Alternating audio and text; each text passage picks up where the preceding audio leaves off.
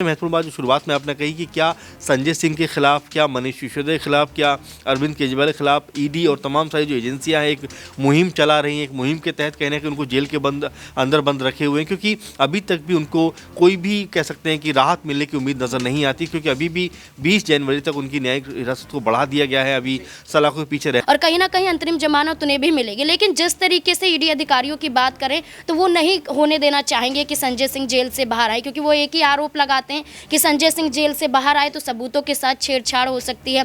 Sanjay Singh jail से बाहर आए तो यहाँ पर मामला कुछ और भी देखा जा सकता है। तो एक तरीके से संजय सिंह को उनकी पत्नी जिस शेर के रूप में दिखाने की कोशिश कर रही है, उसी शेर से कहीं ना कहीं ईडी अधिकारी डर रहे हैं कि अगर वो बाहर आ गए तो कहीं ना कहीं अब वो खतरा और देखिए, दावा करने से यहाँ पर कुछ साबित नहीं होगा। यहाँ पर आम आदमी पार्टी को भी साबित करना होगा कि अगर ये साजिश है तो आखिर ये साजिश है कैसे। लगातार वो बस चुनावों का बहाना लेते हैं और बीजेपी के ऊपर आरोप लगाते हैं, लेकिन ये नहीं देखते कि उनकी शराब घोटाले में जो अनियमितताएं हैं, किस तरीके से अचानक से स्कीम चला दी जाती है, फिर बदलाव किए जाते हैं, फिर उन बदलावों को कैंसिल करके फिर दोबारा ये स्कीम बंद कर दी जाती है। तो कहीं ना कहीं अपने अंदर भी उनको जाके देखना पड़ेगा। लगातार अगर आपके ऊपर कोई सरकारी एजेंसी कार्रवाई कर रही है तो इसका मतलब ये नहीं कि आप यहाँ पर केंद्र बैठी सरकार के ऊपर आरोप लगाएंगे। सबसे पहले नेक्स्ट 9 न्यूज देख रही है आप और मैं हूं आपके साथ प्रज्ञा सिंह।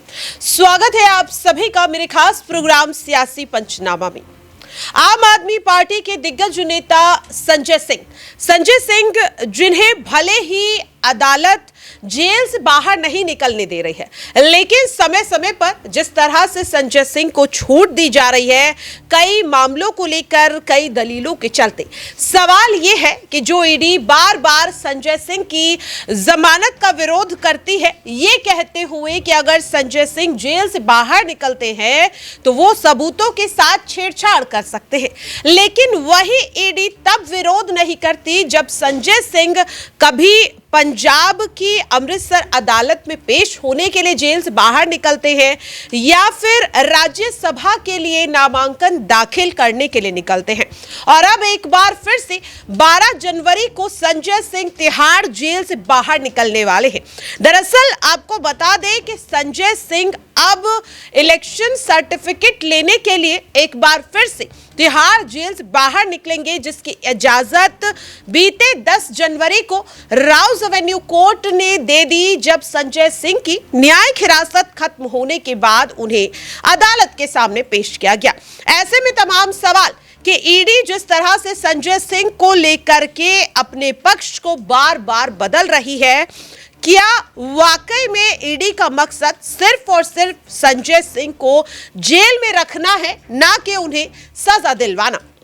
न्यूज रूम में मौजूद तमाम सहयोगियों से इस चीज को समझेंगे कि आखिरकार संजय सिंह के जेल से बाहर निकलने पर ईडी को नाराजगी क्यों है, क्यों ऐतराज है। लेकिन जब वही संजय सिंह इन तमाम चीजों के लिए जेल से बाहर निकलते हैं, तब ईडी अदालत के फैसले का विरोध नहीं करती। यहां पर मेरे साथ मेरे सहयोगी अमन जी हैं। अमन जी, अगर बात करें ईडी की, तो शराब घोटाले मामले में ईडी बार बार संजय सिंह की जमानत याचिका का विरोध कर रही है, इस आधार पर कि अगर वो जेल से बाहर निकलते हैं तो वो सबूतों के साथ छेड़छाड़ कर सकते हैं। लेकिन बीते 8 जनवरी को देखा गया कि संजय सिंह नॉमिनेशन के लिए बाहर निकले।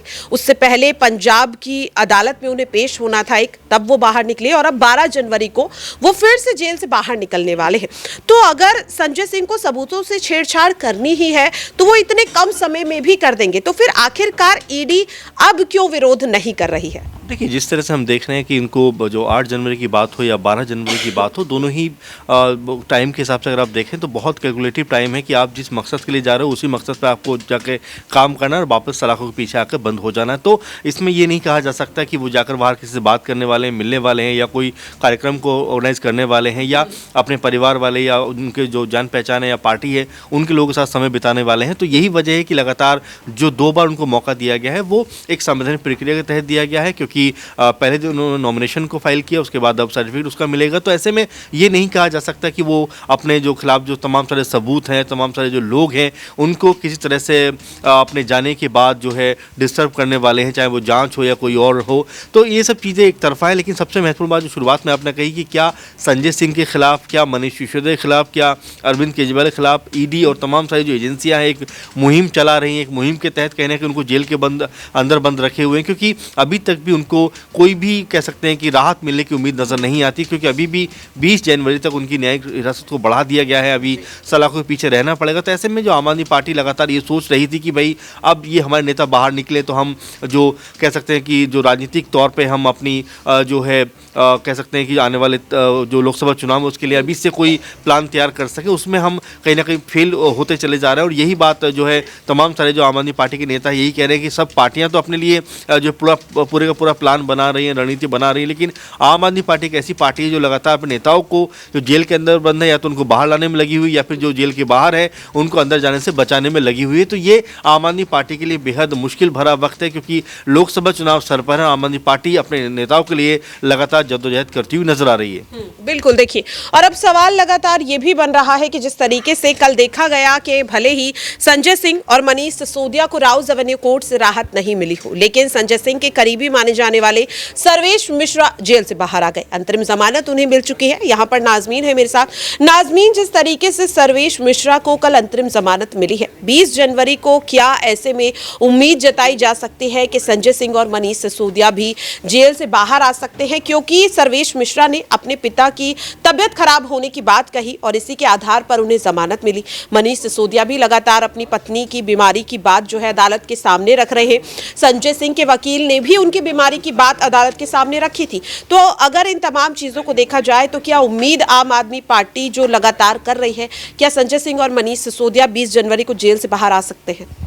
देखिए, यहाँ सर्वेश मिश्रा की बात की जा रही है, जो संजय सिंह के करीबी माने जाते हैं, जो शराब घोटाले में शामिल पाए जाते हैं। वही सर्वेश मिश्रा जो तमाम और कारोबारियों को लेकर आते हैं, मनीष सिसोदिया से मुलाकात करवाते हैं, संजय सिंह से मुलाकात करवाते हैं। एक बड़ी डील होती है, डील के बाद तय होता है कि किसको कौन सा कॉन्ट्रैक्ट दिया जाएगा। तो सर्वेश मिश्रा अब इतने लंबे समय से जेल में बंद थे, लेकिन अब वो बाहर निकल जाते हैं एक बीमारी का हवाला देकर। अंतरिम जमानत उन्हें मिलती है, एक छोटी सी राहत के रूप में देखा जा रहा है। लेकिन अगर संजय सिंह की बात की जाए तो यहाँ पर वो खुद अपनी बीमारी की बात करते हुए नजर आते हैं और कई बार तो ये कहते हैं कि गर्म पानी पीने के लिए उन्हें केटल चाहिए। वहीं दवाइयों को लेकर भी बात करते हुए नजर आते हैं कि मैं दवाइयाँ खा रहा हूँ। तो उस तरीके से अगर देखा जाए तो मनीष सिसोदिया को भी राहत मिली है जो वो अपनी बीमार पत्नी का हवाला देते हैं। तो अगर यहाँ पर संजय सिंह इस तरीके से कोर्ट में याचिका दाखिल करेंगे या अपील करेंगे कि बीमारी की वजह से उन्हें अंतरिम जमानत दी जाए, तो कोर्ट इस पर जरूर विचार करेगा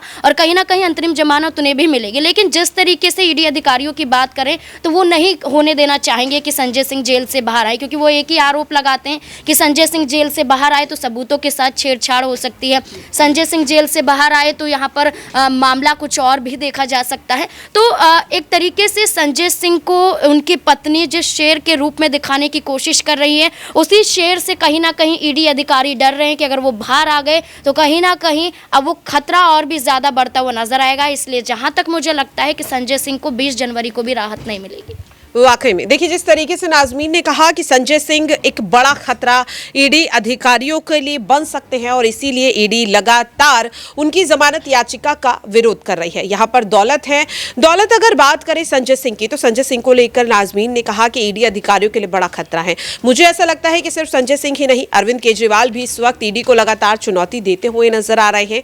और अरविंद केजरीवाल को भी देखिए 3 समन भेजे जा चुके हैं। कहा जा रहा है कि चौथा समन भी ईडी जल्द भेज सकती है। तो क्या यहां पर मान लिया जाए कि आम आदमी पार्टी जो बार बार दावे कर रही है कि ईडी सीबीआई की कार्रवाई सिर्फ और सिर्फ इसलिए है ताकि आम आदमी पार्टी लोकसभा चुनाव जो है वो ना लड़ सके, तो इस आरोप को आप किस तरह से देख रहे हैं? क्या सच्चाई नजर आ रही है आम आदमी पार्टी के इस आरोप में?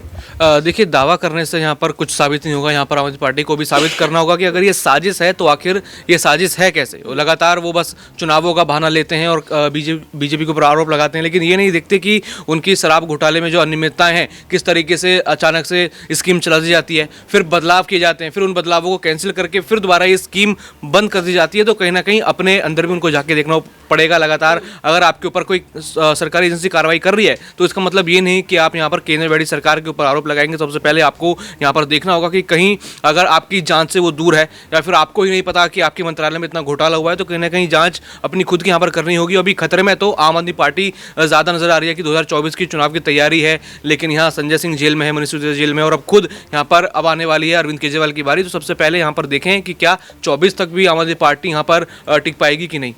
वाकई में। और अब देखिए सवाल लगातार यही बन रहा है कि 20 जनवरी का इंतजार जिस तरह से अब मनीष सिसोदिया और संजय सिंह को लेकर के कर रही है आम आदमी पार्टी, क्या 20 जनवरी को आम आदमी पार्टी के ये दोनों नेता जेल से बाहर आते हुए नजर आएंगे या फिर एक बार फिर से शराब घोटाला मामले में मनीष सिसोदिया और संजय सिंह को अदालत से झटका लगता हुआ ही नजर आएगा? देखना काफी अहम रहेगा। लेकिन फिलहाल के लिए मेरे खास प्रोग्राम सियासी पंचनामा में इतना ही। देश और दुनिया की तमाम खबरों के लिए आप सभी बने रहिए नेक्स्ट 9 न्यूज के